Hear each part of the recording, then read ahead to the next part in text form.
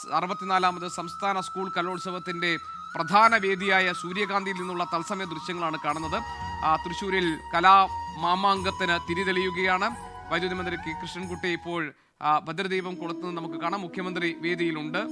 മന്ത്രിമാരെല്ലാവരും കടന്നപ്പള്ളി രാമചന്ദ്രൻ, അതോടൊപ്പം തന്നെ ഉന്നത വിദ്യാഭ്യാസ മന്ത്രി ബിന്ദു എന്നിവരൊക്കെ തന്നെ വേദിയിലുണ്ട്. ഏറ്റവും പ്രധാനപ്പെട്ട വേദിയിൽ സൂര്യകാന്തിയിലാണ് ഇപ്പോൾ ഈ ചടങ്ങുകൾ നടക്കുന്നത് എന്നാണ് നമുക്ക് മനസ്സിലാക്കാൻ കഴിയുന്നത്. 250 ഇനങ്ങളിലായി 25 വേദികളിൽ 15,000 കൗമാര പ്രതിഭകൾ അവരുടെ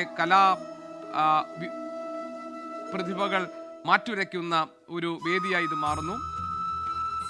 കലാമണ്ഡലം ഗോപിയാശാൻ,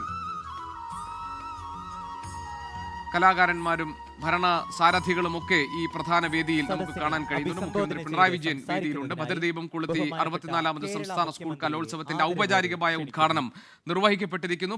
ലോകത്തെവിടെയായാലും ഏത് സമയത്തും 24 വാർത്തകളും ഓഗ്മെന്റഡ് റിയാലിറ്റി പാക്കേജുകളും എക്സ്പ്ലെയിനറുകളും വിശദമായി കാണാൻ ഞങ്ങളുടെ യൂട്യൂബ് ചാനൽ നിങ്ങൾക്ക് സബ്സ്ക്രൈബ് ചെയ്യാം.